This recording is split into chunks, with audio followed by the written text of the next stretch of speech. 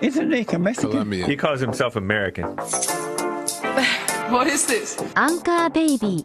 And in this corner, it's the American Anchor Baby. Daddy's home. That's an offensive term. People find that hurtful. You mean it's not politically correct? Excuse me. I'll use the word anchor baby. You know, he's an anchor baby in Canada. Tell him we still rolling with Trump, too. Anchor baby, the whole thing sounds horrific. You're just making it sound like immigrants are these horrific, greedy people. Ustedes pueden aceptar mi negocio o aceptar las consecuencias. Plata o plomo. So you would be considered white, in my opinion. You the blackest one in this room. I think so. And what happened was his mama got pregnant on the other side of the border. And then a few hours before, just before it was time for him to pop out, she jumped across the border and let him fall on American soil. So he became the anchor baby. You don't call him the anchor baby for nothing. Amazing. We like this anchor baby, right?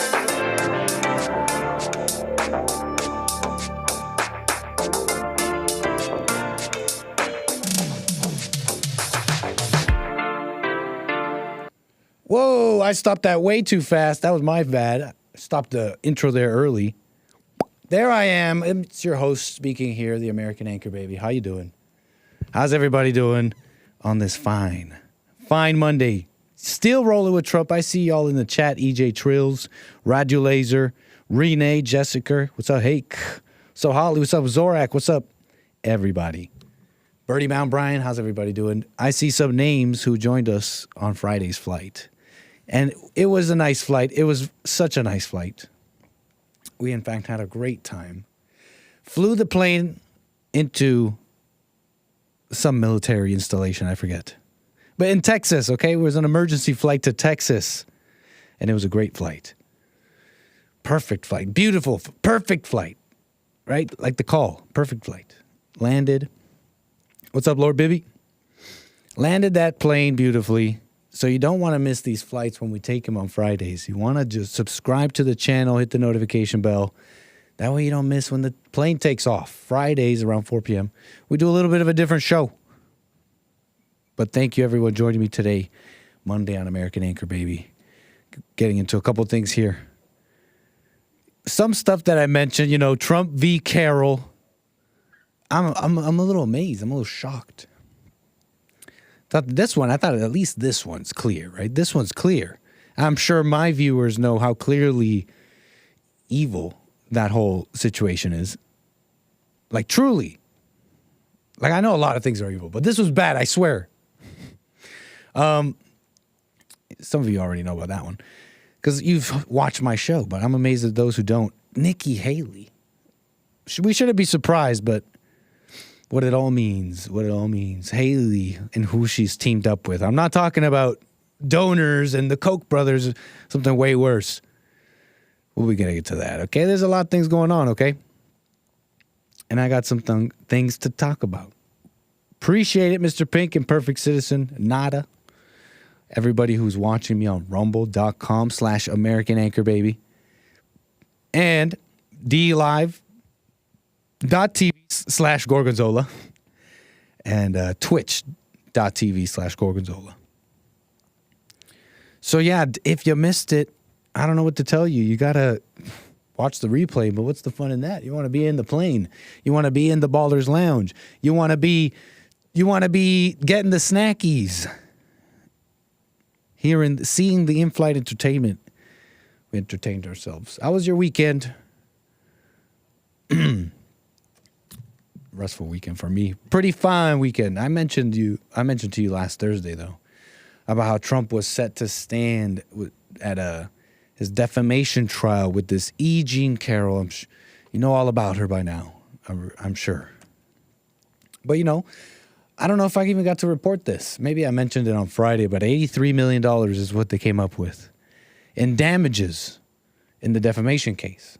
So V Carroll, socialite, journalist, whatever, who claims that Donald Trump raped her, went all the way to a jury in a trial that this jury ended up finding him guilty of sexual assault in a civil case. Things I don't understand, but I'm just reporting. I'm not a lawyer. Civil case. Maybe it makes sense. So they went to a defamation trial as well for all the mean things he was saying online, all the lies, because she was sexually assaulted, not raped. The jury didn't find that, but we're not. Right, that's just nitpicking hairs, right? This is a woman. This is a woman and her pain. 𝒔𝒊𝒄𝒊𝒂𝒍� Carroll wants to give $83 million in damages to something Donald Trump hates and will cause him pain. Oh, after defamation verdict. Just imagine that, like the $83 million. What a come up.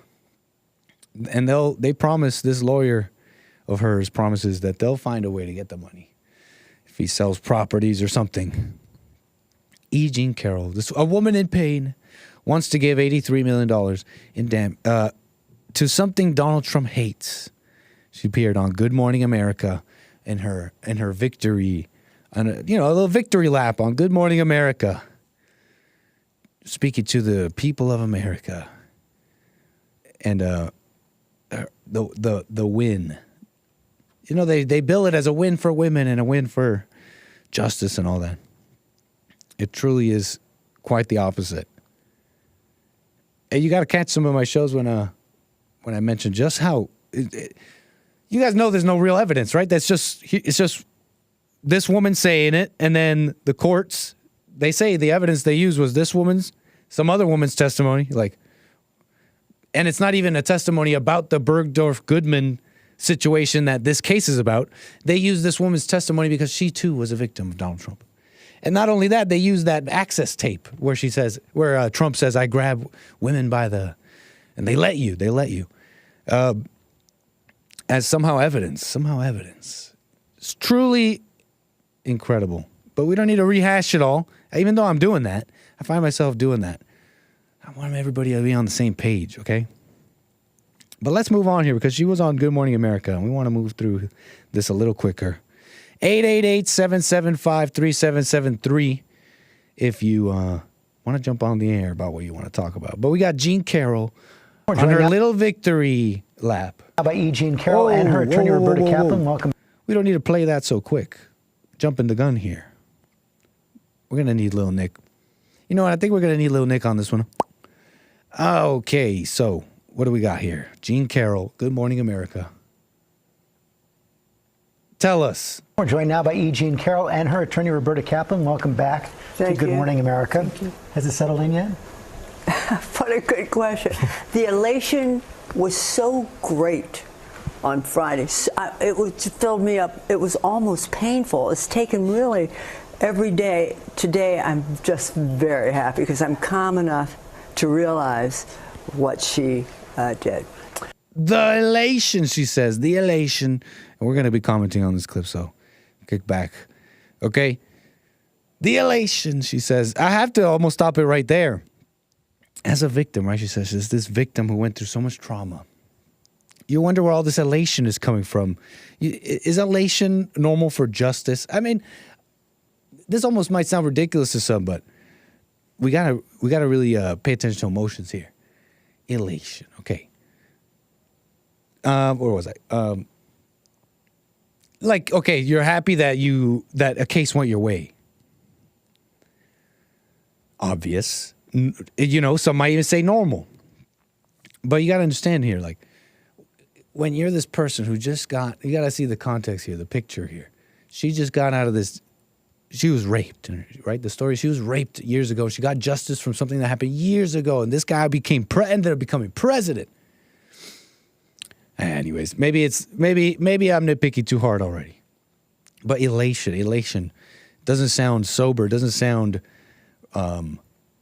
just, like blind lady justice. Anyways.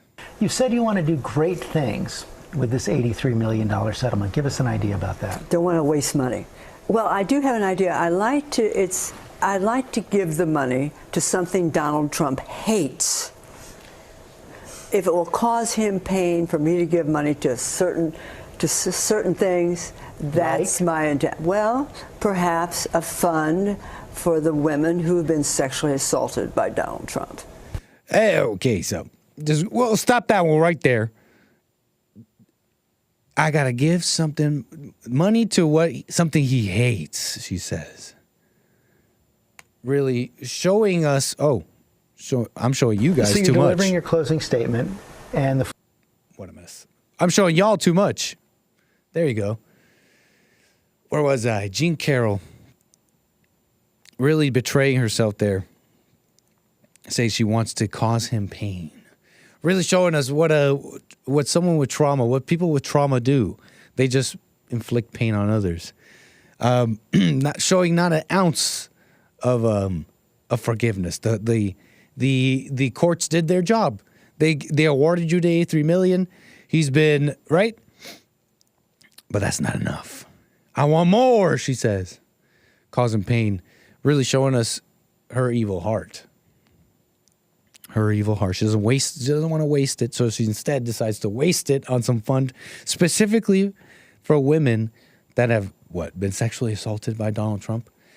You know what that translation just means? Women who don't like Trump, who at one time shared consensual, probably exceedingly consensual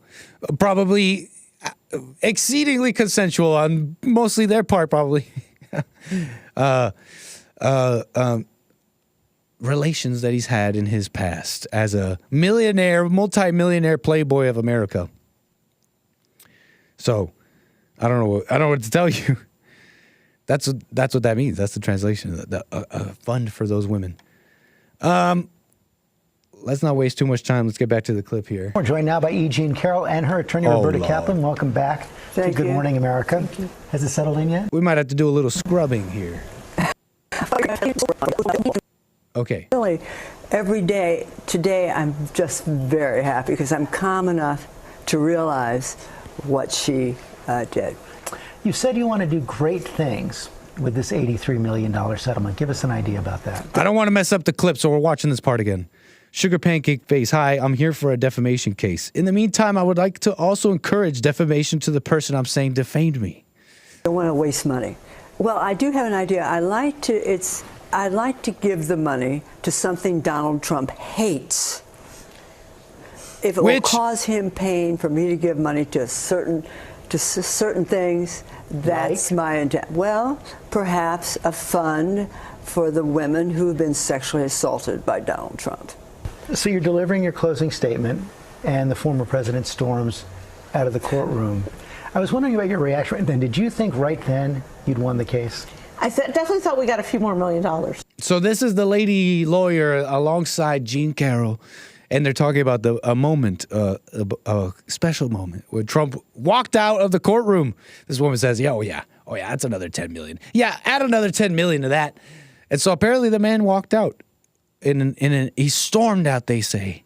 He stormed out of the courtroom during this in an amazing moment. Chaos erupted at the Jean Carroll defamation trial.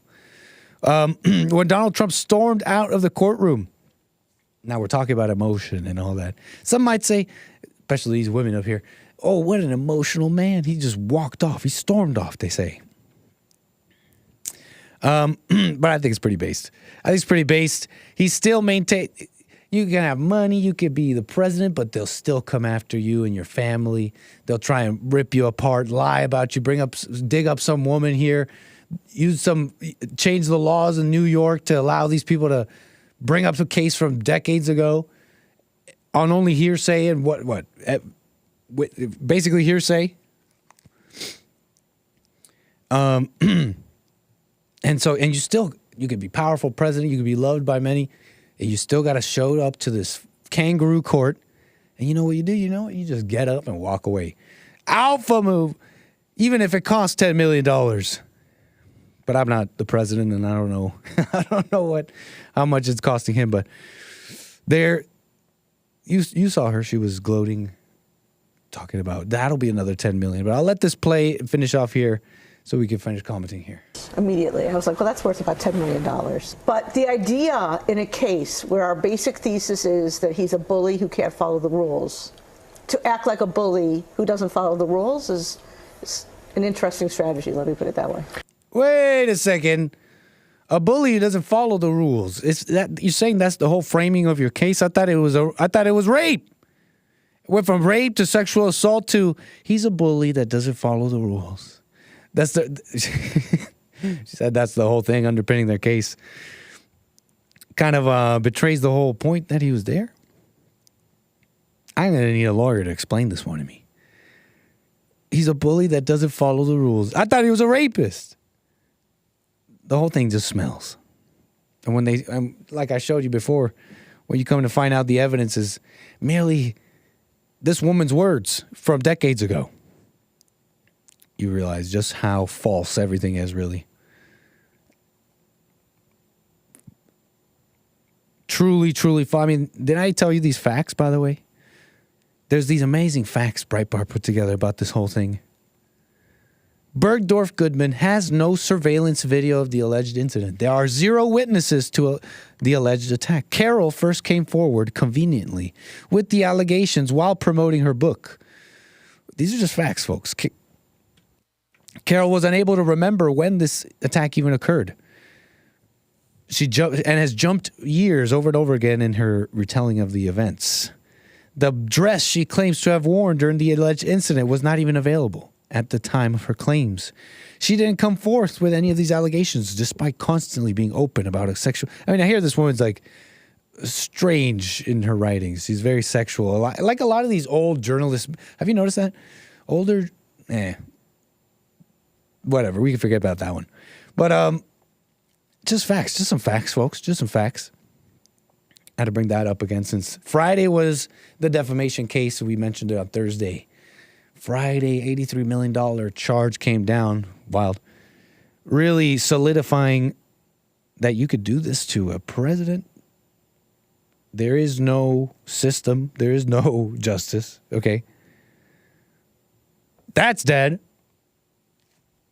And they're running for president. Okay. This is why I also wanted to bring this up. The reason I wanted to bring this up again is because of this Nikki Haley clip. I got some video proof for y'all. This woman, they're talking about her. She's this establishment. And I've talked about this as well. You know this probably better than I. Establishment hack, war hawk, Nikki Haley, just a rhino. Teaming up with all the usual suspects, even has received, I heard, Soros money. Receiving donor, she's definitely getting the money from the establishment donor class, right? The same old losers that are supporting Haley, they're supporting DeSantis, that don't like Trump specifically. She's teamed up with all of them, but she's teamed up with even worse. She's teamed up with the legions of hell, in fact. She's teamed up with Satan himself. Nikki Haley. In reference to this 𝒔𝒊𝒄𝒊𝒂𝒍𝒔 Carroll mess. 𝒔𝒊𝒄𝒊𝒂𝒍𝒔 Carroll. She was on Meet the Press. NBC's Meet the Press. She was asked about the jury and 𝒔𝒊𝒄𝒊𝒂𝒍𝒔 Carroll and Trump. And this is a woman who's running for president, okay? She's running for the primary nomination to be the Republican nominee for president of the United States. But she hates men. You got to watch this. Let's just watch, okay? On Friday, a jury ordered Donald Trump to pay writer 𝒔𝒊𝒄𝒊𝒂𝒍𝒔 Carroll $83 million in damages for defamation. As you know, this was a year after a different jury found him liable for sexual abuse. You have said, and you repeated here, maybe it's fair, maybe it's not. But let me just ask you on the substance of the jury's ruling, should that be disqualifying to be president? I think the American people decide who should be disqualifying. I've always thought it's the same thing with the RNC picking the nominee. We don't need to take over anything that the American people have the right to do. I think that I've always said I think Donald Trump has the right to be on the ballot. I've always said I trust the American people. They know how to make good decisions. And so I think that they're going to see this for what it is. They see that he's completely distracted. They see that he's going on these rants about how he's the victim. And I think that's exactly what we don't need a strong leader to be. And so, you know, these court cases are going to keep happening one by one. We're going to keep seeing him in a courtroom, and we're going to see him come out and do a press conference. That's not what you want a president to be. But more than that, that's not what we want Russia to see. That's not what we want China to see. And that's not what we want Iran to see. And what is unique about this case is that the jury has now ruled. They have found him liable of sexual abuse. Do you not trust the jury and their findings, Ambassador? I absolutely trust the jury, and I think that they made their decision based on the evidence. I just don't think that should take him off the ballot. I think the American people will take him off the ballot. What? It's just a ballot thing, she says. You gotta love. That's right, I have a cough button. You gotta love. This is a primo politician, trained, made in a lab, test tube politician, okay? This is like test tube politician, open up the packet, put a little drop of water, expands into a politician, okay? This is blow up doll politician. Okay, maybe not that. This is politician in a box. Okay, rent a politician, speak. Like perfect, absolutely perfect. The American people should decide, she says. Duh. Cunning, so cunning. I mean, I didn't fall for it. I wonder, did you guys fall for that? It was clearly politician speak. Obviously, later on, the NBC reporter there drives it in and asks her about the jury, though. What do you think about the jury and the whole and the sexual assault thing, though?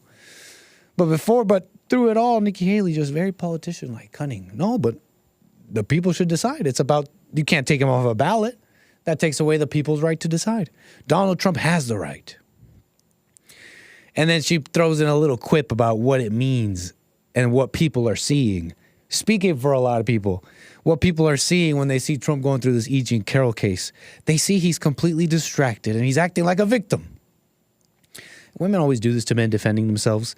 I do understand the you doth protest too much. That has its truth, but when something evil is happening, like there's a time and place to just speak the frank truth.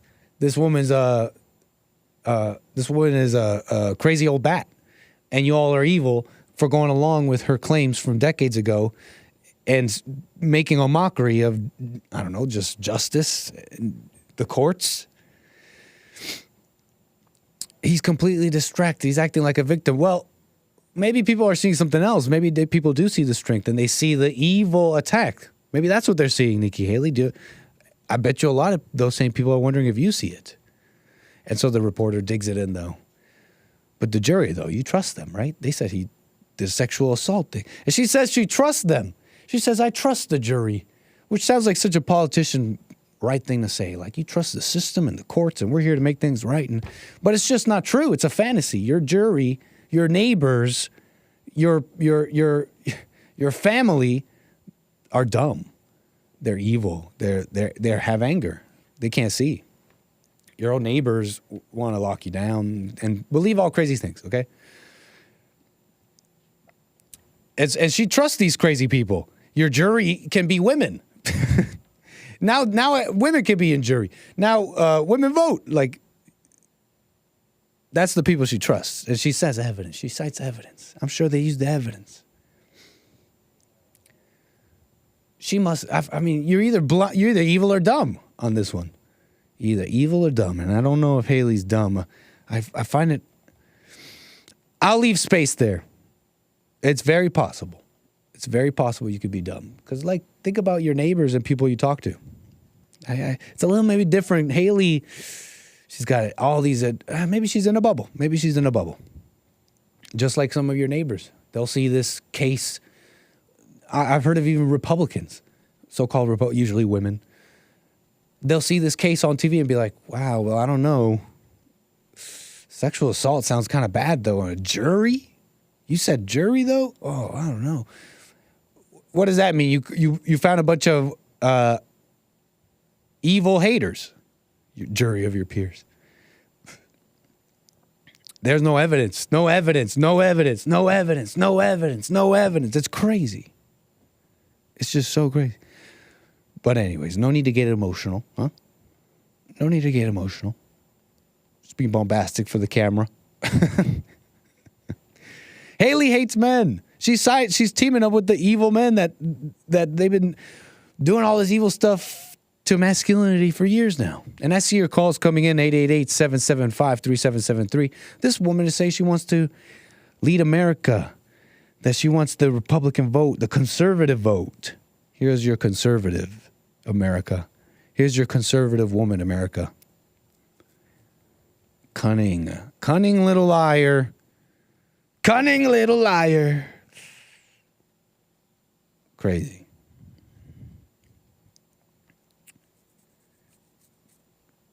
No evidence. That's it. Nikki Haley. What? That should be a disqualifying factor.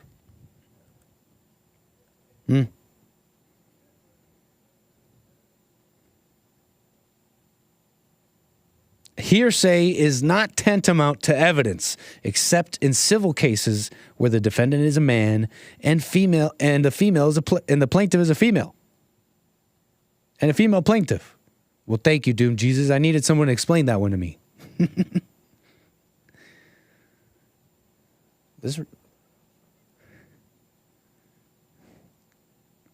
Thanks for explaining that one, man. I needed that. Derek Chauvin is released from the hospital and is back in prison. Relax, America. Right on. So he's okay? Derek Chauvin. Appreciate that, Space Cadet. Derek Chauvin released from hospital. But is back in prison. Don't worry, America. He's back in prison. What a mess.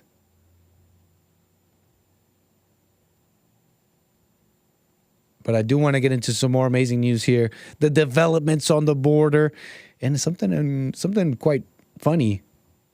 Maybe even something interesting here with emotions and people. So appreciate you tuning in so far. We got some more American Anchor Baby coming at you. You can call in 888-775-3773. I do believe. I do declare. Let me see. Hold on. Am I reading this correctly? I thought I saw a super chat. Okay. buymeacoffee.com/anchorbaby. And I see your lemons and help over there on D Live. Welcome. I say we get to a call, huh? Then I want to tell you about a bunch of other stuff, huh? Mark. What's up, Mark? You're on the air. Los Angeles. Appreciate your call. Yes, sir. Thanks for taking the call. Yeah, no problem. Wanted to talk about the jury in the Carroll case against Trump. First of all, I want to say Reid Hoffman financed this treason. Reid Hoffman is not a Christian. He was on the passenger list to Epstein Island. He is total fat slob scum. Reid Hoffman. Reid Hoffman. I've heard that name. He's if I'm allowed to say it, he's a Jew who supports Nikki Haley, but he really supports Joe Biden. But they're using Nikki Haley to take Trump out because their strategy is Trump will be in jail, won't be able to run. Nikki Haley will have her few delegate votes, and they're going to, put her up there to lose to Biden. That's where I know this name from. So you're saying this is the same big money donor who's also supporting Haley. He's the same guy. He's the same guy who's I believe he's used his money also to gather support from like individual voters in these states to jump on and try and get, like in Iowa, New Hampshire, they were saying that Democrats, that a lot of Haley's voters are actually Democrats and not registered Republicans.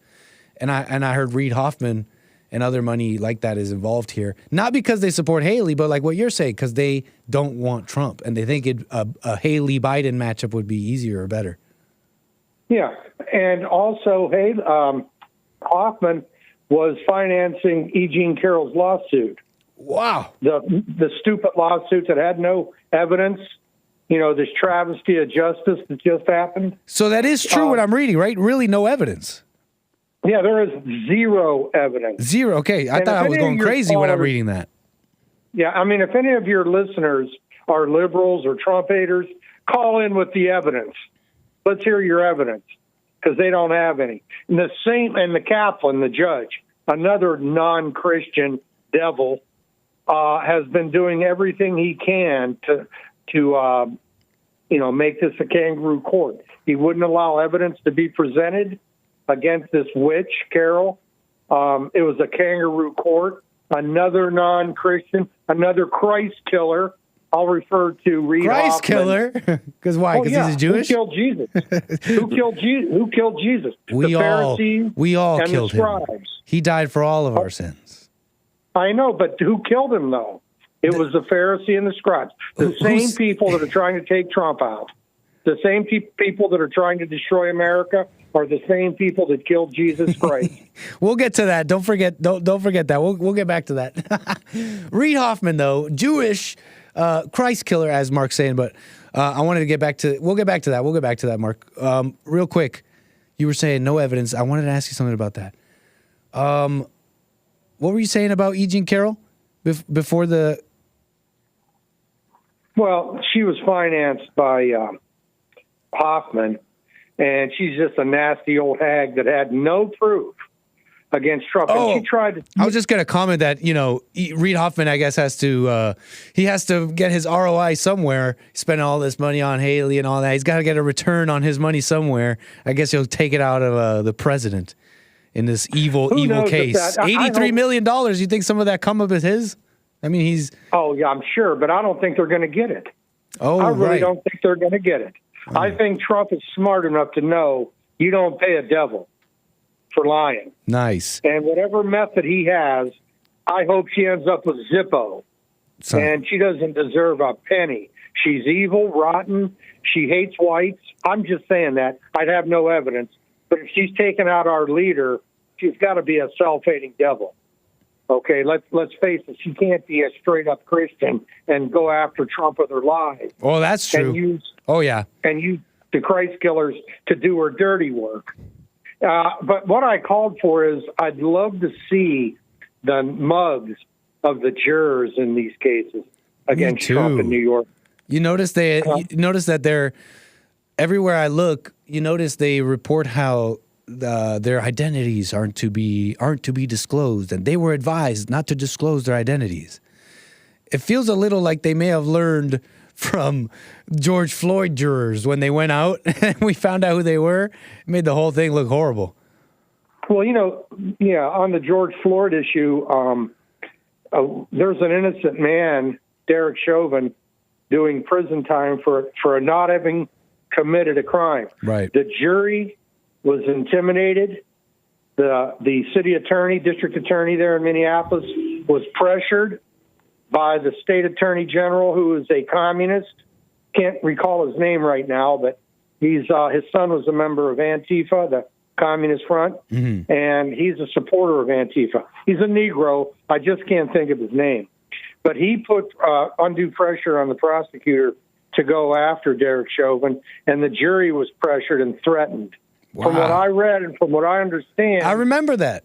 I remember some of them were. Who was it? All it takes is one. Black Lives Matter. George Floyd. But it feels like this time on this one, they just don't want to tell us who the jurors were. I feel, you saw Nikki Haley. I played that clip where she's saying, "Oh no, I trust the jury," but I don't know if I trust the jury. I don't trust most of our neighbors. I don't trust most people. Most people are blind, angry, and dumb now, and now any old person can vote. Any old person could be your jury person, your peer. I don't know about that. And I heard, I'm not a lawyer, and I don't know. Maybe you can shed some light here, but I heard that it's not like a random lottery or something. The lawyers in these cases, they have some control over who's on these juries. Well, they're what do they call it? Where they get to eliminate prospective right, that's jurors. What it is. I forget what they call it, but look, New York, Los Angeles.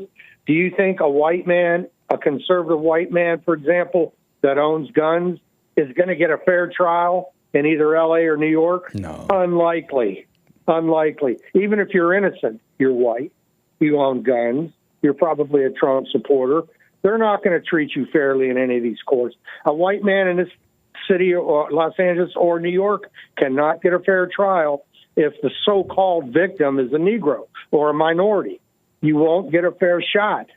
What's his name? Rittenhouse, Kyle Rittenhouse, had his jury, was it in Kansas or some white state?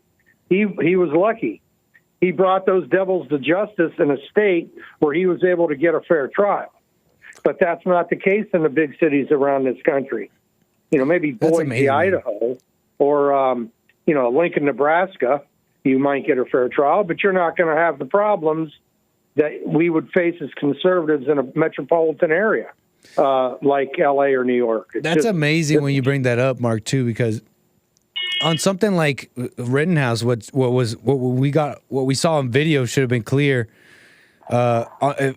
You know, so many of these police cases and shootings there's this uncertainty sometimes, but it seems like more lately, not so much. But something like Rittenhouse, it wouldn't be that hard to see, wow, this is someone who was attacked. And it would have been the easiest layup for conservatives, Republicans. But you saw people even there, people, whether they're a talking head, commenter type person or in politics, they too had to be very weak with Rittenhouse and supporting and you know what I'm saying? Like, well, if I'm not mistaken, on something you would think is easy, it really shows how fear is what controls most people, not facts and logic. I'm not positive of this, but I thought I heard, back in 220, initially the district attorney in that town in Kansas, they didn't want to press charges against Rittenhouse. Again, it was either the governor or just pressure from communists who forced this trial. They didn't want to take him to court. The police, the district attorney, they knew what he did was righteous. But, under pressure from the far left, it may have been the governor, I don't know. One of those states in the Midwest has a real piece of crap governor, and I'm not sure which one it is. But it may be, Wisconsin, where Rittenhouse brought those communists to I justice. remember that. The governor, I forget his name. He's a white man, but he's trash. And he refused to allow Trump to send in the National Guard. And I believe it was him. And not necessarily white trash, just like a trash person. He's a trash person. Well, he happens to be white, so he fits the definition. But I can't think of his name, but he's a real devil. And he's the one that pressured the town there in Wisconsin to prosecute Rittenhouse. Fortunately, Rittenhouse had a decent judge and a decent jury, and he was, justice was done. He was found not guilty. And like I say, I'd really like to get a look at some of these scumbags that are serving on these juries. I mean, they've got to be they've got to be Satan's children. to convict a man with no evidence, because they don't like his politics. And they didn't even go with rape. White. Pardon? The whole thing was about rape, and they're like, okay, well, he sexually assaulted her. So they even went. They couldn't even agree with what they were presented. And I don't know if a jury. I don't know how that works, but I thought a jury has to either say someone's guilty or not guilty on because they were saying the whole case was that Trump raped her. So the claim was that he raped her, but the jury came back with a guilty on sexual assault kind of verdict. That's because the jury were a bunch of left-wing scumbags. Exactly. They're not good jurors. They're a bunch of lowlifes. Okay. I don't even know who they are, but anybody that would convict a man without evidence are scumbags. And that's the nicest thing I could say about them. I hope this thing is overturned. I hope not just that Trump. Because it's not just Trump. They chip away, and this is a pretty large chip. They chip away at anything good and honest and justice, masculinity.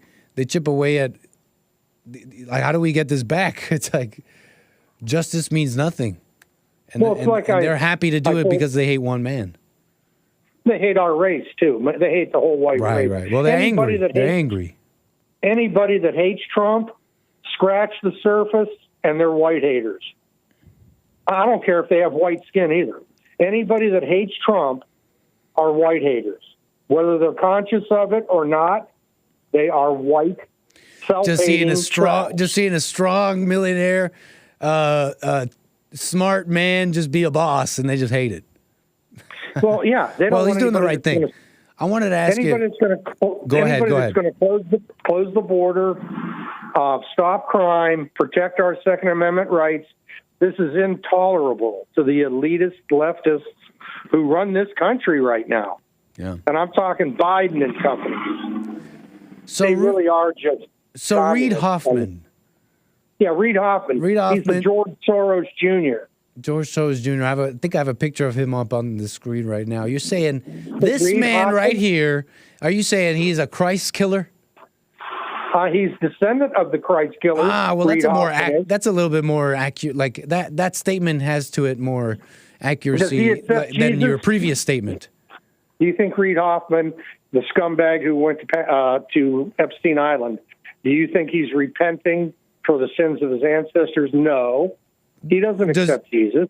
Does he have to? Help me understand what you mean by that. Well, if you want to go to heaven, you do. So he doesn't have to. He's guilty for what his ancestors did? If he doesn't accept Jesus, he's guilty. Oh, I see what you mean.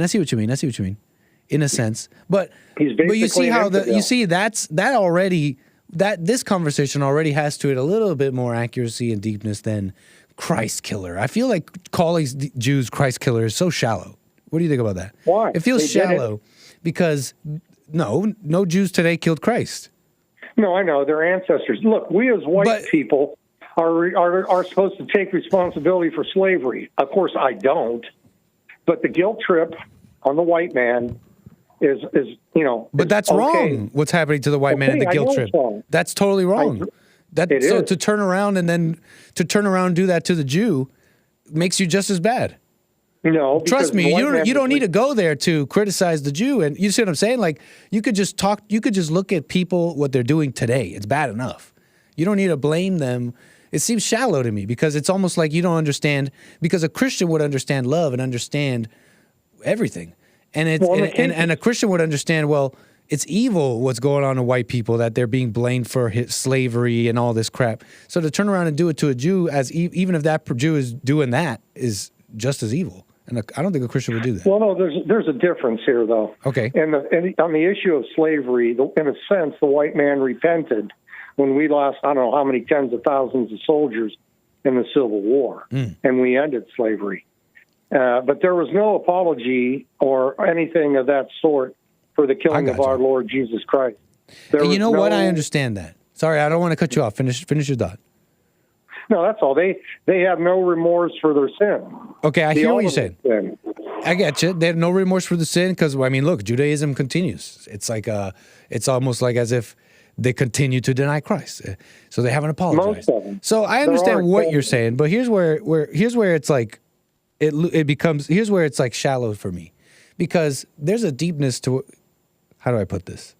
There's a truth to what you're saying here, that the white man repented of slavery and all that. Everything you just said there was quite an interesting statement. I got to say, I don't think it's, I don't deny it at all. I don't think it's untrue at all about the white man repenting. But where it loses like true deepness is that, for example, you, Mark, are you every white man? No. Is Reid Hoffman every Jew? So when the white man, when you say the white man repented for slavery, which I think is a true statement, I can't deny that. Has every white man repented and given up their anger? I mean, no, obviously not. So that to me, that's why I want to get to the heart of things. I think the white man has great things within them, and they need to come back. But the only way we do that is to drop this anger that we're talking about. And when I hear Christ killer towards the Jews, I don't know, I see that same shallowness, like as if, it's almost as if this person who's calling a Jew Christ killer thinks that they too can't deny Christ. Like just because they're not a Jew, you think that you don't deny Christ? You think just because a Jew denies Christ, you as a white Anglo or Christian, or you may even call yourself Christian, you think you don't deny Christ? I can tell you, man, 99% of Christians deny Christ. I don't. Do you have anger, or do you judge people? Well, do you love the Jews and love every single one of your enemies? I'm not telling you to answer me that. I'm not here to grade you or anything. But if the answer is no to that, then no, you don't. You deny. I mean, the answer is yes. You do deny Jesus. No, I don't deny Jesus. But I will say this: for the people, whether they're Jew or Gentile, if they don't accept Jesus, it's on them. Their soul's going to burn in hell, not me. So why should I be angry at them? You're right. You shouldn't be angry at them. I just want to point out how so many Christians, people who call themselves Christians, they'll say, I don't deny Jesus. These people deny Jesus. They're the Christ killers. Yet they totally miss how they themselves in their own lives are huge Christ deniers. Even though they use the words, even they use the names, they're just as angry and hateful as these Christ killers, they say. That's really the only point I wanted to bring up. It's interesting what you're saying, though.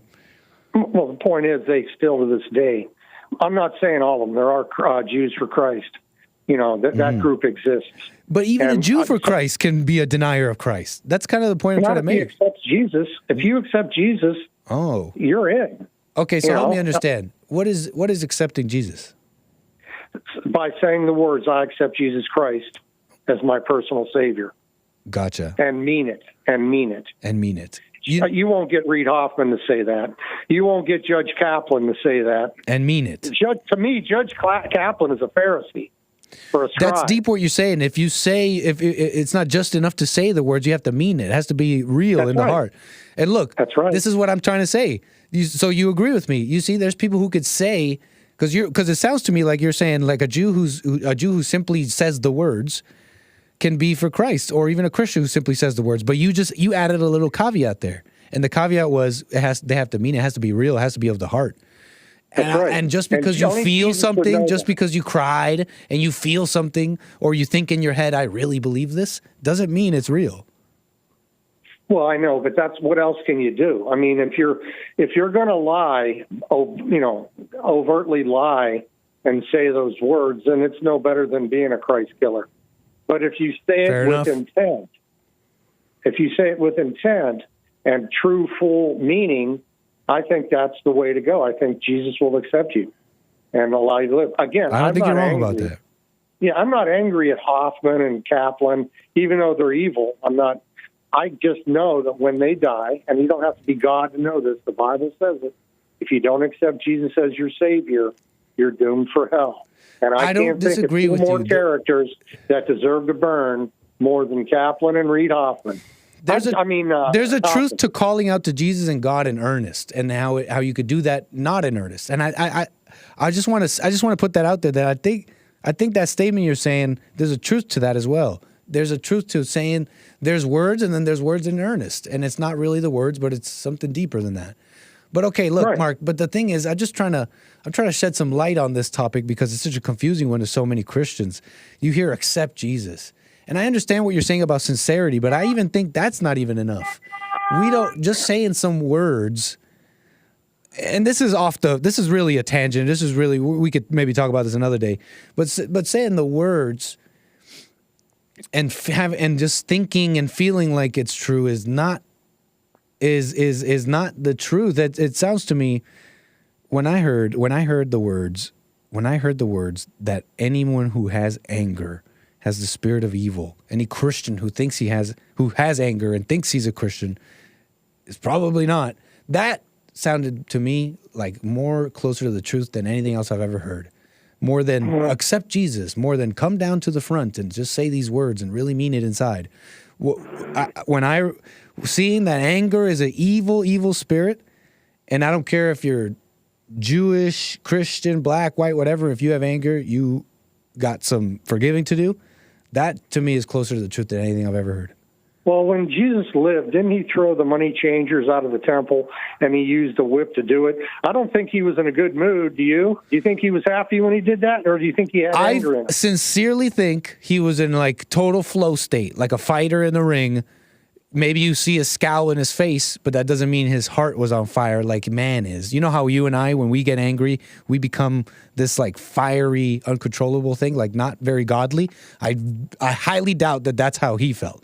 I bet you it was like divine. It was not anger like we feel. It was in the moment. It was flow state, like a fighter, peace, but powerful. You see what I'm saying? Totally different than our emotional anger. I don't know that. I don't see any difference. If he came in there and he ran the Jews out with a whip, and he said, "Get out of the temple, money change," he couldn't have been saying that in love. I mean, you could say that if you want. Oh, come on, Mark. When you tell the blacks, the truth, aren't you telling them in love? Depends on what the truth is. It depends on what you're exactly talking about. But you see what I'm saying? Am I supposed to say I love you when you're killing our people? Okay, I have a great one for you then. Fine. You may have heard what I just said, but you still think, well, Nick, Jesus didn't have love. He wasn't in a good mood when he was doing that. Well, let me ask you this. Have you ever been in a bad mood, Mark? Sure. And someone offends you or whatever and gets you in a bad mood? Maybe you even react in a way that you didn't really want to react, but that's how you reacted because you were mad? Yes. That feeling, you think Jesus felt that? Well, I don't think you know, and I don't think I know. But I want to know what you think. We don't know. You're right. But I think he was angry. Do you think he felt that emotion that Mark feels when he gets offended? Well, it's hard to measure. All I can tell you is what I read when he threw the money changers out. He didn't do it with a loving spirit. He used a whip. Do you come on to your friends that you love with a whip? But that almost denies everything Jesus was talking about then. He was a man. But he was a man, but he was a man who told us, he was a man who was the Son of God, and I personally believe the Spirit of God, the true God, was working through him. So when you say that there was a moment where Jesus could act not in love, it implies to me that he never had God's Spirit in you.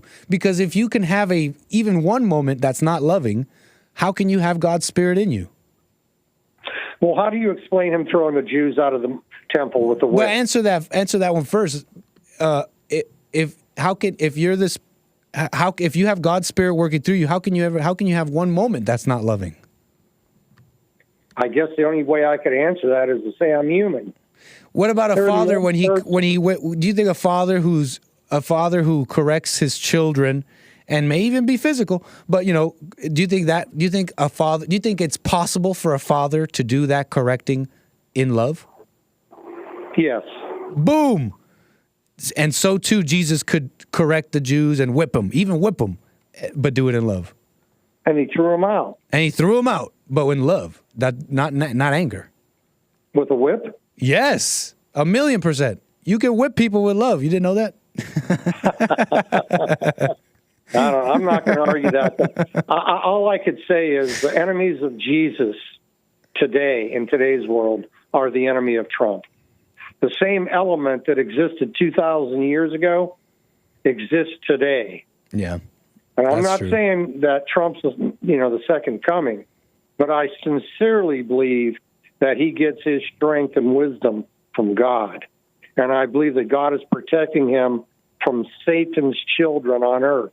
And they're not all Jews either, but the ones in positions of money and power seem to be. Talking about Kaplan, talking about Soros, talking about Reid Hoffman, and the list goes on. The same element, the money changers that killed Jesus, are out to get Trump. They exist today. And I don't see how people can't see that. No, I agree. The same spirit, it still exists today. They don't want to see it. And that same spirit, that is so deep.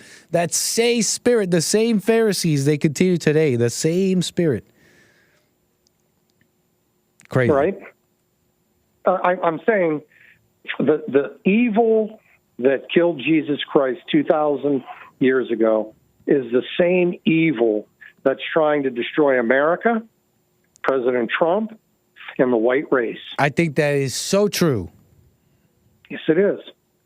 And I defy, I read the comments. I'll let you say one last statement here, Mark. I feel like we spent a lot of time here. I do appreciate the call, though. Go ahead. You were saying? Well, after we speak every time, I look at the comments, and there are some nasty comments directed at me. But none of these clowns will call in and try to correct me. Mm-hmm. They'll name call. They'll call me names and say bad things about me. But when it comes to not always, sometimes they sometimes they criticize with a little love, the same whipping love we were just talking about. But I'm sure that's a lot of what you're talking about, man. Don't pay them any mind. I don't, but it's just interesting to read. And I'm not going to name any names, but I sure wish they'd call in to try to defy me or try to correct me or say that anything that I've said is wrong. Mm-hmm. They won't do that. They're real bold on a keyboard situation.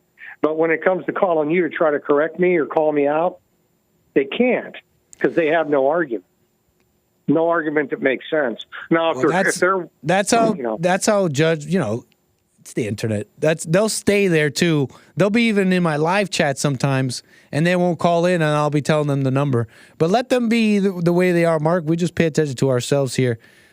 It's always a pleasure, Mark. I feel like we spent a lot of time here, but call me again. You have a good day. God bless. Okay, call me again. We got into Jesus a little bit there too, so it got almost like a second wind. It almost got like a second wind there too. So I do appreciate my callers. I have more 888-775-3773. We've got some more amazing things to get into. What should I do? Should I run through this fast, or I'll just take my call here from my friend Vicky out of Texas. You're on the air. Hi, how are you doing today? What's up, Vicky? I'm doing fine. And yourself? I'm doing okay.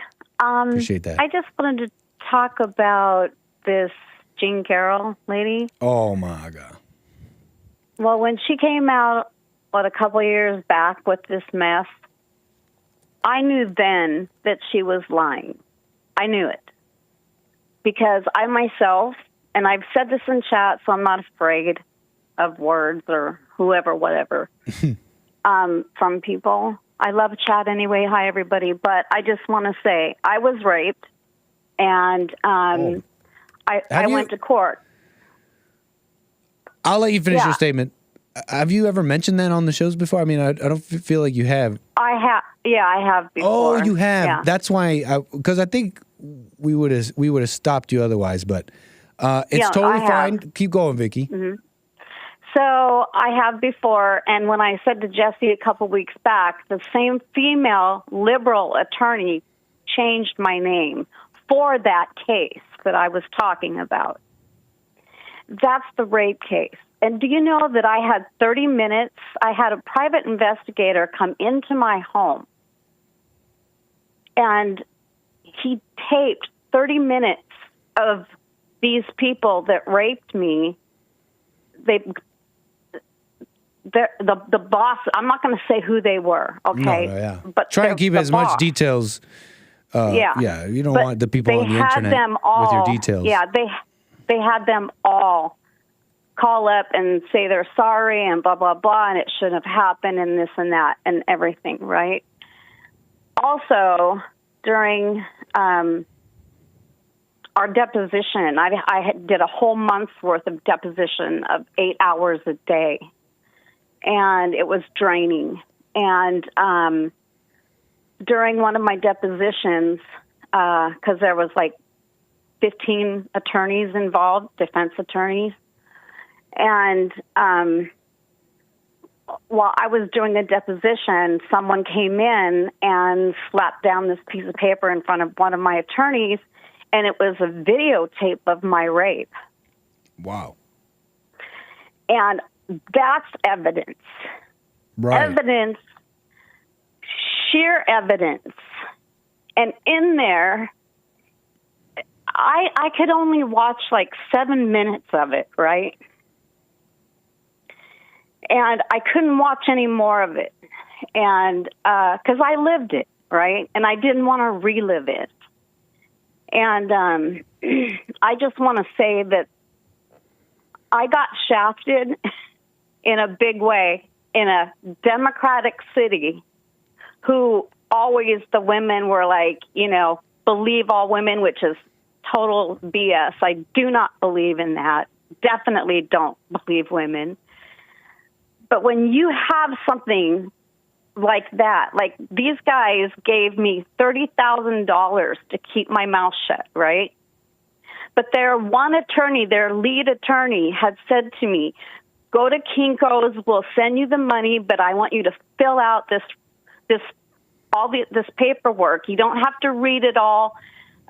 Just sign it. We'll send you the money. Because I had 4 kids I needed to take care of, and it really hurt me in many ways. Financially, I couldn't work. I was a mess.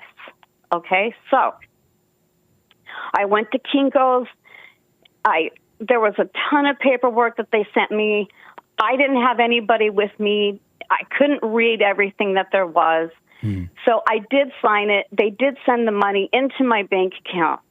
I didn't know till later that thing was called a release of all claims. So when I went to go and take these guys to court, it was a fight between their side and our side because they wanted to put the release of all claims on before I could put my rape case on. Now, the first judge that I had was a conservative, and he said, when the defense on their side said, we want the release of all claims put on, the judge on the bench at that time said, there's no way that I'm going to know what happened to this woman until we know what happened to her that night. It's like putting the cart before the horse, he said. How are we to know where her state of mind was at the time of her signing the release of all claims until we know what happened? Well, okay. So you guys got to have that trial first. So that's what he's getting at, right? Just to be clear of what I'm following. Okay, so I'm following. Go on. So here we go. So he said, I'm going to put the rape case on, and they scheduled it for June. Now this is in March, okay? So they were scheduling up for June because I said, okay, let's go.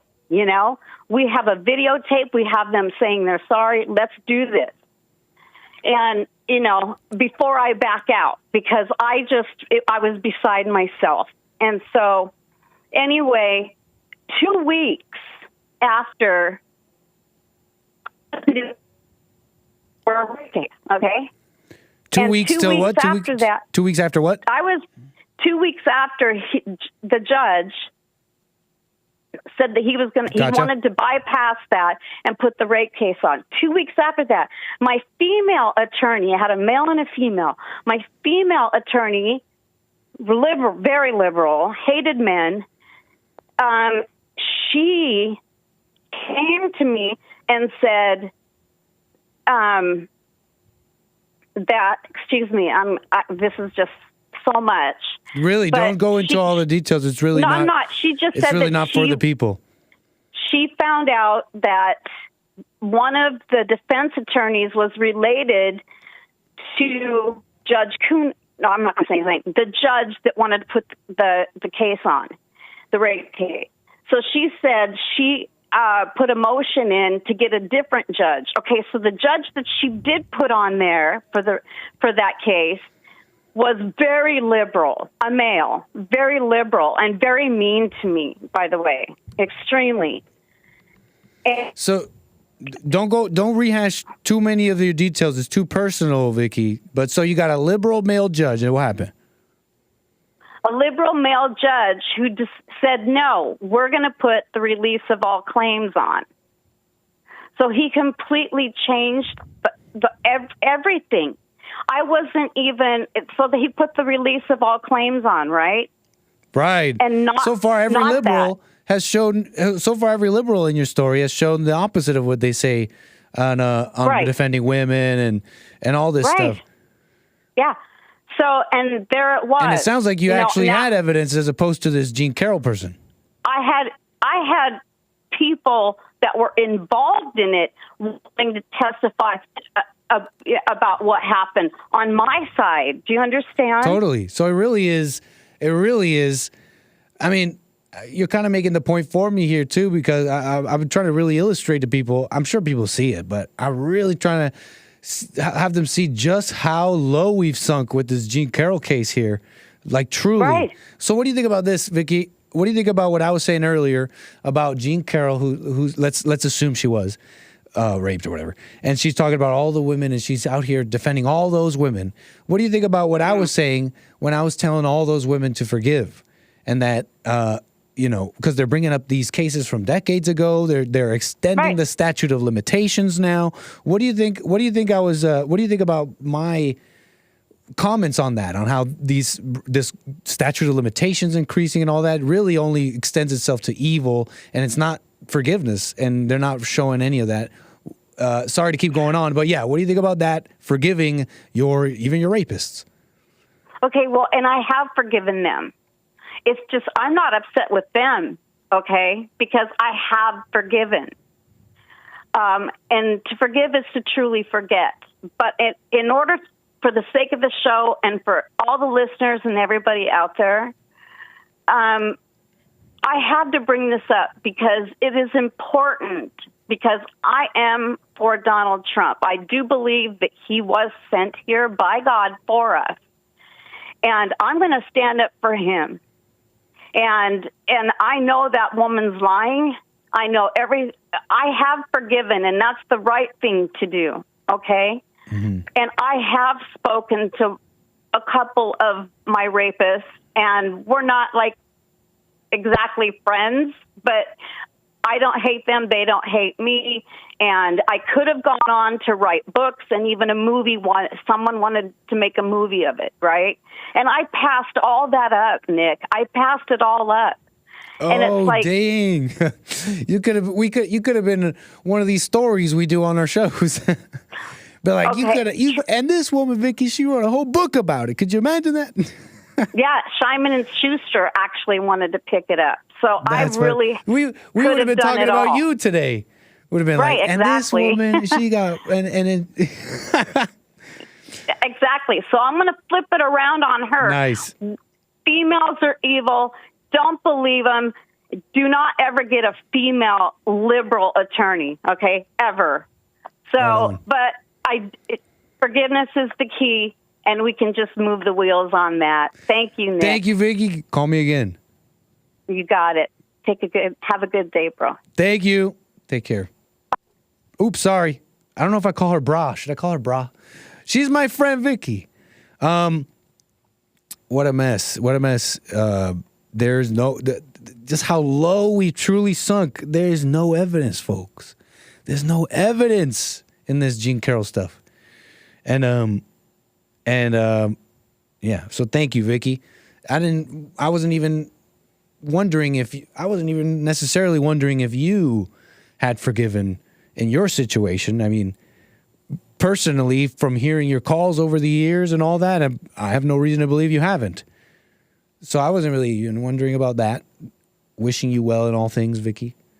Just, I had made these comments earlier about rape victims, so-called, and I'm wondering what you thought, and you already answered. But yeah, when you hear someone like me say, well, this woman should forgive, even if she was, let's say she was raped, some people might think, well, Nick, that's a little too far, man. She got raped. But then I would say to you, then you don't know what being a Christian is. But yeah, see, she wasn't always, she was a good looking, whoa, okay, maybe not that, whoa. She was a good, whoa, not that one. She was a good looking, okay, let's move on. She was a good looking woman, Google. Stop setting me up, Google. She was a good looking woman at one time. Google, help me out here. Okay, come on. Do I have to type Jean Carroll Young? Do I have to type in Jean Carroll Young? Is that her? Is that her with the man himself, Trump himself? That's not her. That's some other woman. Helen Francis. No way, that's not her. Yeah, that's some other woman. I think that's one of his wives. Okay, we're just whatever. Let's move on from that. Jean Carroll Young. Jean Carroll. Are there no young pictures? She was a good-looking woman, okay? I'm sure she was. She was mildly attractive.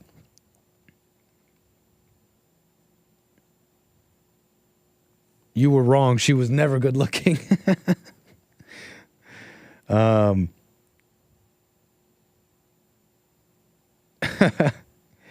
Jean Carroll hot is Nick's next Google. No, we're gonna stop that right there. What's up, Yes Gunner? Jean Pennywise. God Almighty. What a mess. Yeah, can we get a moment of silence for Earl too? I just see that in the chat. RIP Earl. Always, if you ever see that in the chat, just drop a moment of silence. Have a moment of silence for those before us. If you ever see RIP Earl in the chat, have a moment of reflection. Okay?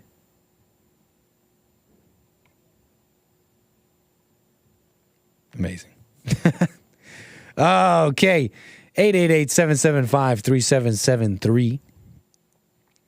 Let's see here. What's going on? I got a Birdie Bound Brian super chat here. Says, forgive them or you'll become them. You'll be black too. You got to forgive. You don't want to be black-hearted like Birdie Bound Brian is explaining to us here. Thank you for that super chat, sir. Much appreciated. What's up, DJ 2020? Says smoke on it, son. Nobody care about it. How you doing, DJ 2020? Over there on Rumble. Very nice. Very nice. Appreciate the support. 888-775-3773. I wanted to update you on Texas. I want to also move through this quick because I got some human interest stories here. Some stuff going on with people. Okay? But Texas, I mentioned this last week.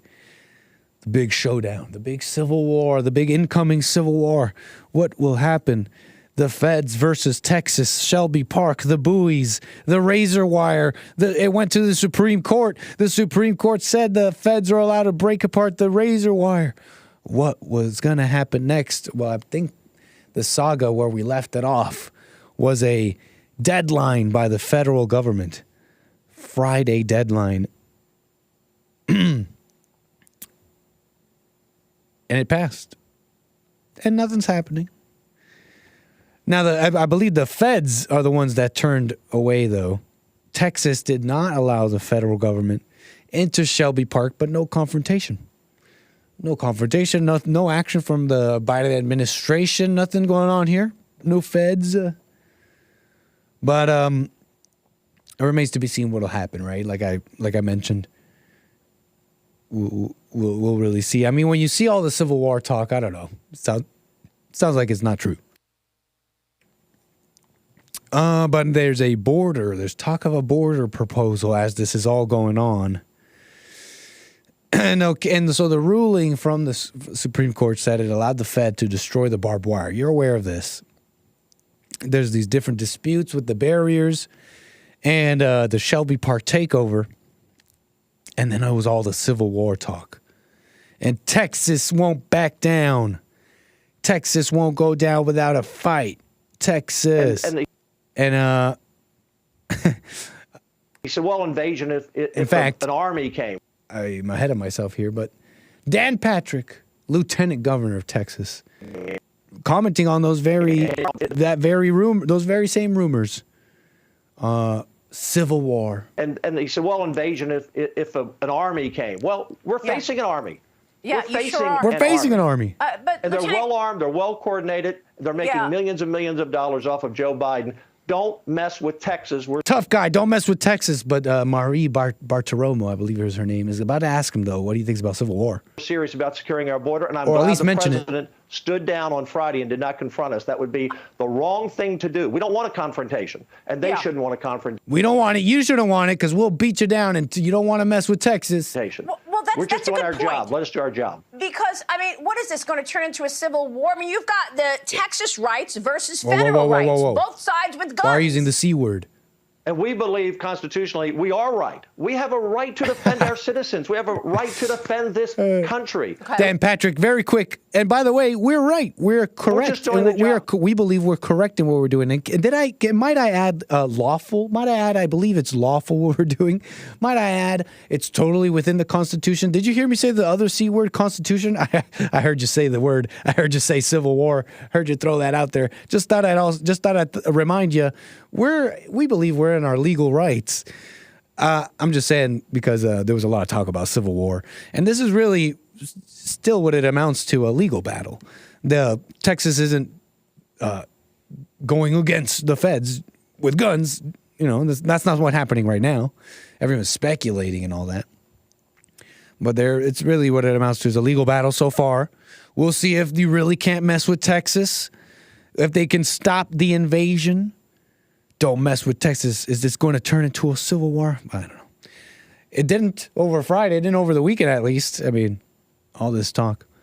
Who knows what'll happen? Don't mess with Texas, though. Did you hear about this, though? Breitbart reporting on Biden stops approval of LNG exports in retaliation of Texas defiance, says land commissioner.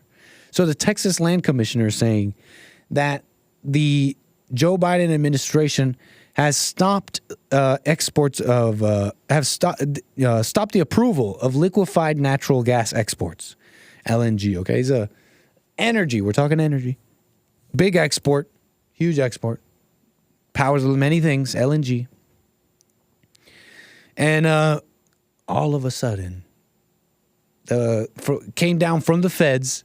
Yeah, you know, Texas LNG, the stuff that you deal in, it makes you a lot of money. So they're throwing a wrench in the whole thing. this Texas land commissioner is saying it's politics, that this is happening because of this fight over the border and all this. It's a way to make them listen. Terrorism, federal government terrorism, I don't know. But it's a fight. And the Texas land commissioner is saying this is political. Texas Land Commissioner Don Buckingham. Wait a second. Don Buckingham, I mean, this is your Texan lieutenant governor. I mean, sorry, not lieutenant governor. The Texas Land Commissioner. Let me show you who is saying, come and take it. Let me show you who's saying, come and take it. Texas has never backed down from a fight, and we're not looking to start now. Want our razor wire? Come and take it. Come and take it, says Don Buckingham, the Texas Land Commissioner. A lady, Don Buckingham. I mean, you say come and take it. They already took it, Don. I'm sorry. They already took it. I don't know what you're talking about. And maybe I'm being all salty because I'm just seeing a woman running the Texas Land Commission. And I get it. She's being tough. Come and take it. We're going to stand up to the feds. And you got to appreciate that. I hope it pans out. I hope it's not just talk. Who knows what'll happen here? I mean, we just need Trump back. I closed all my tabs. Hold on. There they are. But till then, there's this fight going on. And I just don't know where to stand with this. Because I don't care about any other Republican. I literally do not care about any other Republican. And this is what Republicans do. They got Don Buckingham, the Texas Land Commissioner. I mean, I don't know. Maybe she does a great job. Maybe she does a fine job. This is her with her family. So fun. Is this her family? So is this her family? I read she has a daughter. Does she have daughters and kids? I mean, no, wait a second. This can't be her family. No way. One of those political families. She's like center stage, and the man is off to the side. I could be wrong. I don't know if this is her family. I don't know if this is her family. But you're great conservatives, ladies and gentlemen. Your great conservative movement. Sorry, Texas. They already came and took it.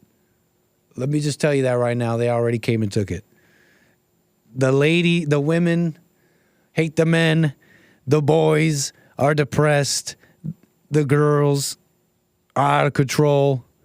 They already came and took it. Oh, darn nice. I don't know if that's her family, but I mean, if it's one of these other political families where the mother is a city council senator. You notice the woman always takes center stage in those families, and it doesn't seem right. It never works out right. It always looks a little messy. Even if it's fine, it don't look right. Even if it works out, even if their families are A-okay, it don't look right.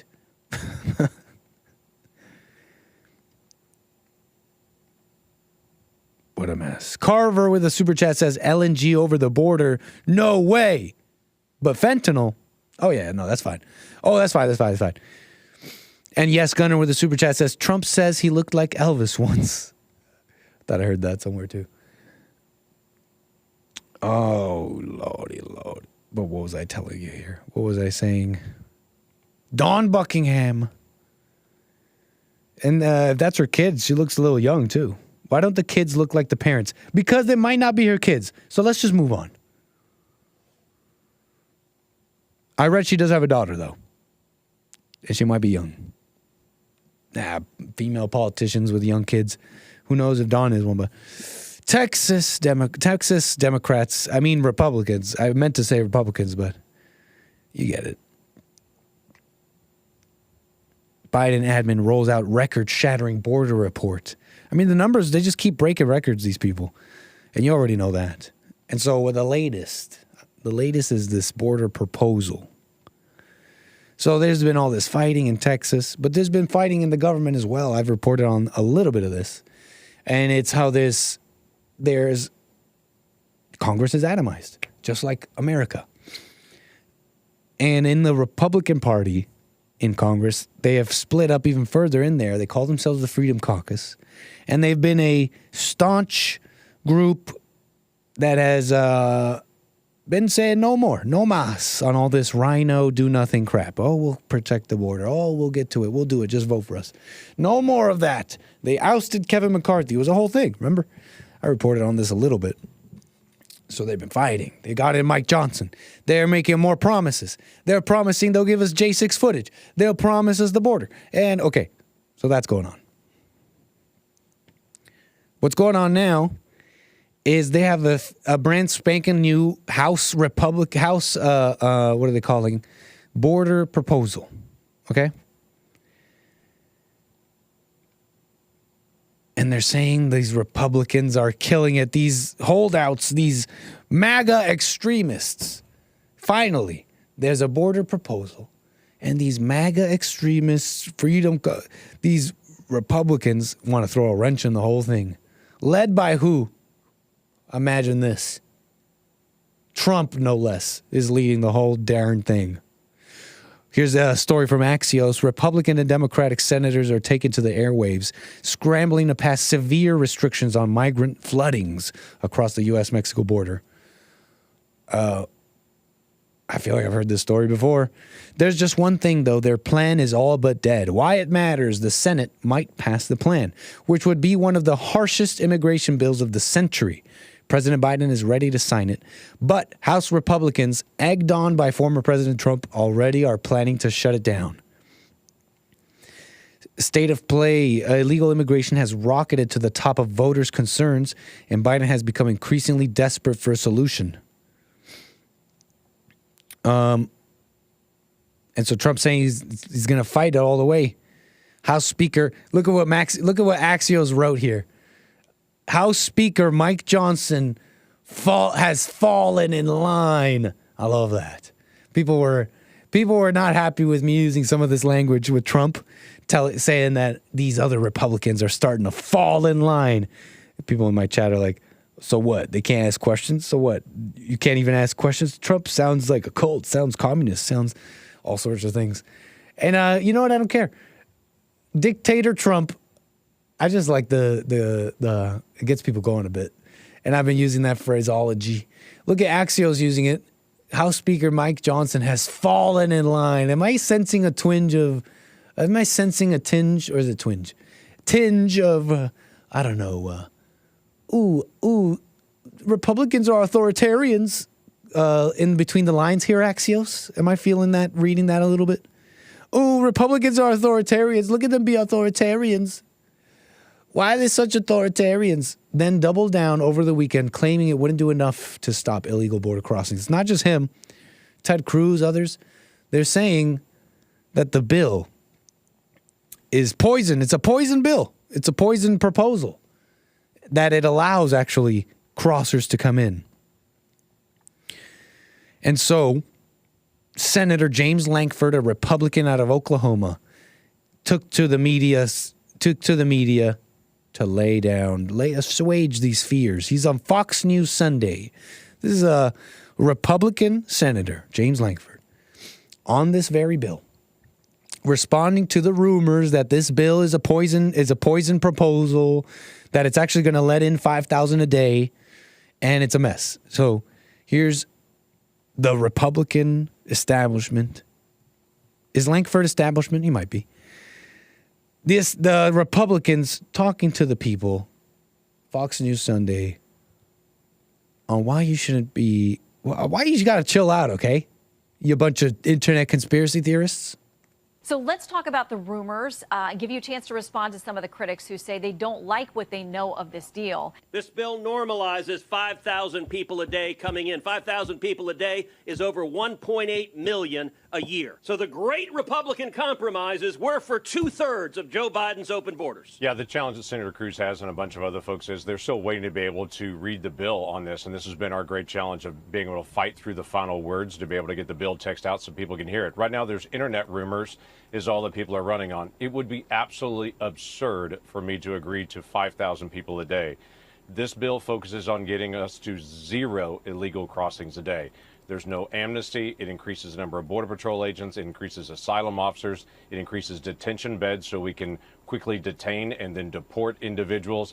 It ends catch and release. It focuses on additional deportation flights out. It changes our asylum process so that people get a fast asylum screening at a higher standard and then get returned back to their home country. This is not about letting 5,000 people in a day.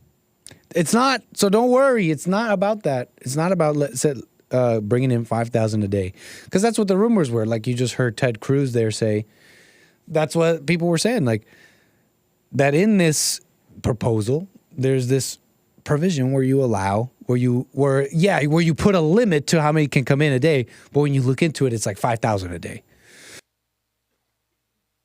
Pardon. But which is crazy because obviously, like you just heard, that's like millions every year. That's not stopping any problems. Now, here's the amazing details here. The text of the board, the reason Cruz and people are responding to this in this way, even, at least according to Langford, is because they're simply responding to internet rumors because they just haven't gotten the text of the bill yet. But he says that so nonchalantly, like as if that isn't the the MO of Congress, which is to shove these huge bills where you can't read them, you don't have enough time, and just shove them forward. Like that's not one of the biggest problems in Congress. Text and the text of these said bills. Like that's, he's saying, yeah, we just haven't pushed out the text yet. And when we push it out, we could talk about this for real. Like, I get it. Maybe this is normal, but I don't know. Enough's enough kind of thing for me. He says that as if that's not a major issue with Congress and the communication between Congress and the people and the power of the people. And what a mess. Remember that guy? I almost feel like that guy in the Senate or Congress or whatever. I forget who he was, but he was a representative of his people. He's like, how can I vote for my people? Let my people go. And he was commenting on having mere hours, and being presented with page after page of bills to vote for his people. He threw the papers in the air. Let my people go. Like as if that's not one of the biggest issues. And he's saying it's absurd to me. You think I would agree to 5,000? That's so absurd. Like as if Republican policy with the border in the past 30 years hasn't been all of it absurd. It's not that far-fetched, Langford. And he keeps using strange language. You're making us nervous with all this halfway language. You're saying, I'm working to get us to 0. What is this getting us to 0? This is why we get nervous. And the internet rumors go off. I'm getting us to 0, okay? I'm getting us to 0, and it's absurd for 5,000. A bunch of internet rumors. Us internet people are a little bit more informed sometimes. You sound like them. You sound like these censorship people, you bunch of internet extremists. So forgive me if I get a little nervous when I hear you say things like, we're getting us to 0, when you're being asked you sound like a politician, man.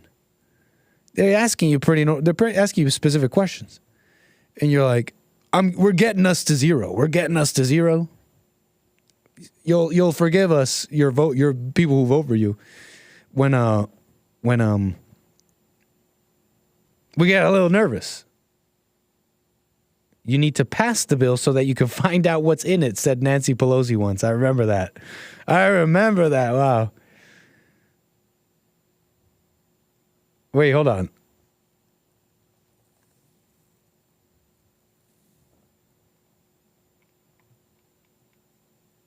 Mixture. You know, Snopes says that's a mixture. That's somewhat true, Hake. Snopes says that's a mixture of truth in that one. Okay, but anyways, what was I saying here? Langford. Whatever, Langford. Maybe he does a fine job. What do I know about him? He's saying what's amazing too is, because we want this proposal to work out, right? That's why they held hostage the government. That's why they got rid of McCarthy. We want something to happen here. So when you hear this guy saying, What are you guys freaking out about? Look, we're going to do no amnesty and end catch and release. So calm down. It's like, you got to understand something here.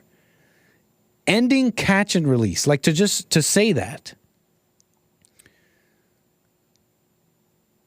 It's tantamount to saying, we're about to end all of illegal immigration like tomorrow. So if you heard that, you would be incredulous. You would be like, really? Haven't you guys been fighting forever? You guys tell us so hard. Now all of a sudden you got a proposal that's going to end catch and release. It feels ambitious. You know what I mean? It feels almost out of the scope of our Republicans. What do you mean end catch and release? Why are you all tough all of a sudden? What's got you all tough all of a sudden? Ending catch and release is like tantamount to as big as Title 42 was. Title 42 literally gave the government the power to turn away like everybody. Like you could just say, now the border's closed thanks to COVID. It's tantamount to something like that. Catch and release. You got to understand, if you end that, you end like illegal immigration. Because what happens is they go straight to a border patrol officer, they go straight to a cop, and they say, base, you got to let me stay. So I don't know where all the toughness is in the language is coming all of a sudden. Now, do you guys see what I'm seeing here? It feels a little ambitious, Lankford. And it almost feels a little bit like, well, we gotta bring out the big guns and be ambitious. Look at how mad they are. Our Republican voter base. We gotta really look like we're doing something now. Maybe I'm jaded. Whatever, Lankford. I'm wishing you well. I hope y'all get it done.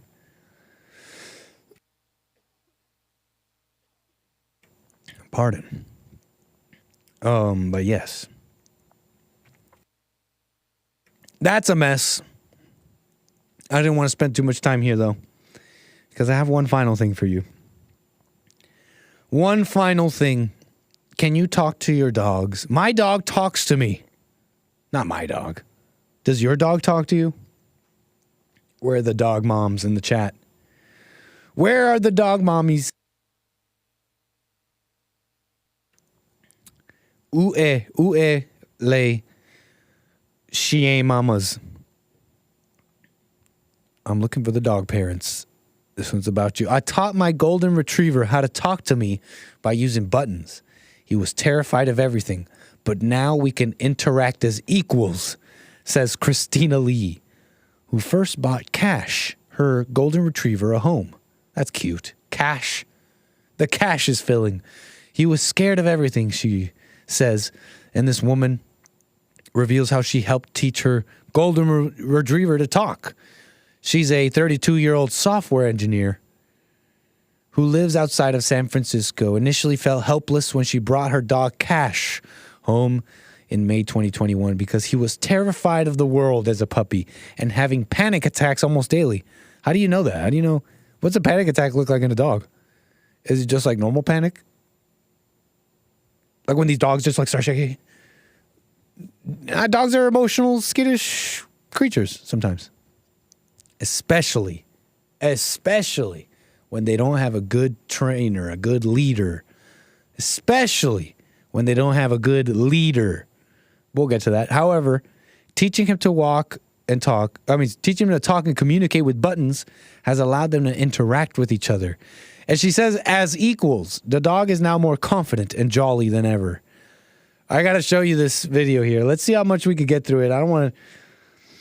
We're going in halfway blind here. I know the beginning bit. We'll see how much commentary we can get out of this, but there's something here I got to show you. This woman, as I read, is teaching her dog, her golden retriever, how to talk.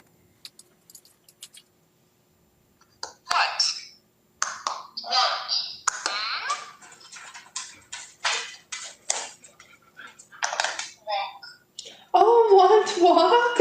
Okay. Yes, walk. Yeah.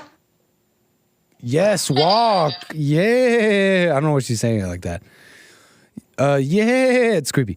So that was the first moment there. As you saw, that's how they interact. They have this mat on the floor with buttons, kind of like the easy button, kind of like this button.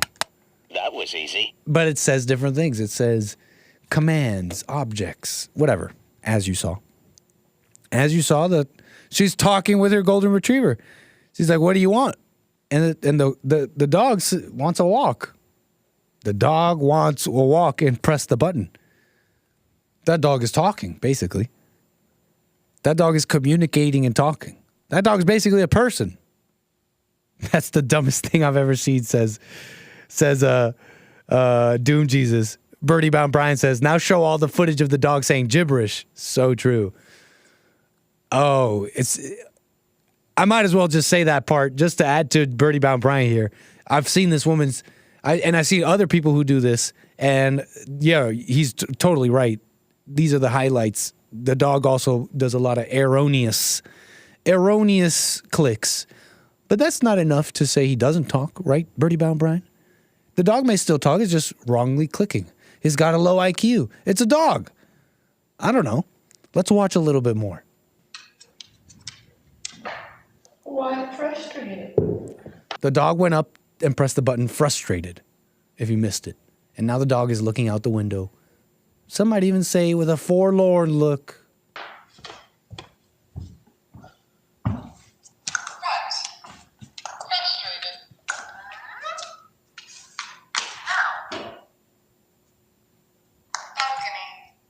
Oh, because you want the balcony. Okay. They're communicating. Good. Balcony. They're literally talking. This is how you find out. Oh, is this something else? Oh. The caption read, this is how you find out you don't clean enough. No?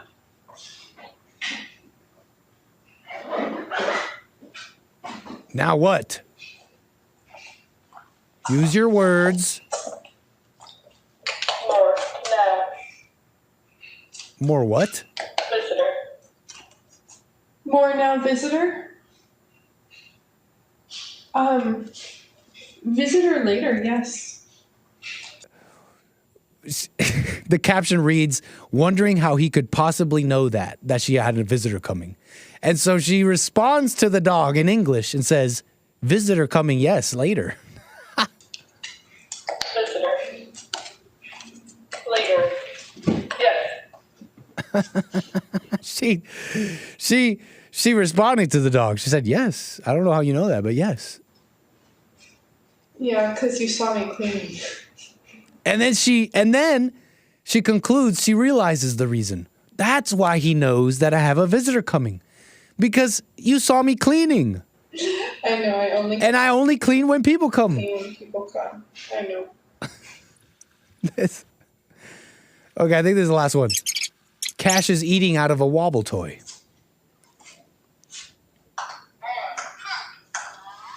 I want to comment already before I forget, honestly. I want to comment real quick before I forget. And we're going to just show the green screen. We're just going to show my green screen. It's quaint. It's quaint. I have to figure out how to make it not play a video when I move away from it so that I can go big and talk and then go back to the video. But I need a comment here because that's the dumbest thing I've ever seen. Doom Jesus yelling in the chat. You're allowed. Oh, man. What did I even say? Because I get that a lot of people want to talk with their pets and they see... They get this connection, and it's emotional and all that. And but you got to understand, I think this video, how do I explain what I want to say? Have you seen those videos where parrot owners, they talk to their parrots, and they show them a blue square, and the parrot will be like, blue square? Or you'll put up a glass and a metal piece thing in front of them, and you'll be like, touch metal, and the bird will clink on the metal, and will be like, metal. And you'll be like, wow, it's a sentient creature. You look at the dog clicking on the buttons. You're like, wow, he's talking to me. You look at the AI and you ask it a question and it responds, and you're like, wow, it's really intelligent. It's really thinking. It really is an insight to the mind and intellectualism. Trust me, you don't have to be smart to be an intellectual.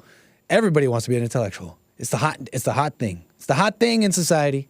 Everybody wants to be an intellectual. You got to know the things and all that. It doesn't necessarily mean knowing lots of facts and sounding smart, but it's about the intellectualism is all about the physical world. Everything you see is really true. Your senses are the truest thing. Everything about your senses is just the truest thing, which is not. Which may be a bit of a tangent, but I'm trying to describe here how man and how humans, people, see intelligence and the nature of reality. And clips like this kind of betray what they really think, because it shows how people really put a lot of intelligence in input, output, tasks, robotic tasks. They put a lot of importance into their own faculty that does that in their own head, not realizing that they are not that. It's simply a tool they use to function in the world. It's the same tool that dog is using. It's the same tool that parrots use in those videos when they pick the metal or the glass. They're using input, output, and repetition. Repetition and input of sensory and output, sensory input and output. It's really machine-like. It's really predictable. It's really programmable. And just like you could do that to dogs, you could do that to people. You could program people. And what's funny about this lady, what's funny about this woman is she truly thinks that she's communicating with an equal. What she doesn't realize is she's given she's given up the owner position. She's given up her owner position to the dog, because the dog is simply using the sensory inputs that it's learned through repetition to communicate. It's not that deep, and it's not that special. It's not that intelligent, and it's the same thing AI does. You train it. It's the same thing these language models are. They're just trained models. This dog has been trained. That button gets you walks. That button gets you food. It's a neat trick is what it is. It's a neat trick. But it shows, I think it's a little bit of insight how we see intelligence. We think it's so special, but dogs have it. Dogs are smart. And I wanted to add to it is what's funny is this woman gave up her hold on. She gave up her owner position. The dog is the owner. You know, the same method that she used to train the dog, she is now used on herself. If you notice, the dog owns her. She thinks she's communicating with an equal, but the dog just knows which buttons to press to make her do stuff. And she thinks it's communicating. We are insane. Human beings are insane. Human beings are insane. Holy crap. And we call this like normal. Like people say this is like halfway normal. It's not that weird. It's okay. Maybe after watching me, you're like, okay, maybe it's a little weird, but it's not that weird. It's just a pet. It's like that video I showed you on Friday. That guy, that TikTok influencer going around giving flowers, and he gave flowers to one woman, and it was a note that says, "You're enough," and she starts crying, and they caught it on camera for the views. Most people watch that thinking, well, they're not hurting anyone. It's at the very least neutral. It's actually pure evil. And that woman crying in that video is insane. That's not a normal way of reacting to a stranger giving you flowers. Somebody says, "You're enough." I would look around and think, am I on camera? That's not a normal reaction. This is not a normal reaction. And this woman is the dog now. And she taught her dog how to train her. It's truly incredible. It's amazing. And really funny. Let me just breathe out there. It's a hot studio. And it was a bunch of hot air coming out of your host. But that's pretty much the show, folks. That's American Anchor Baby. I hope you enjoyed the show. Doggone it.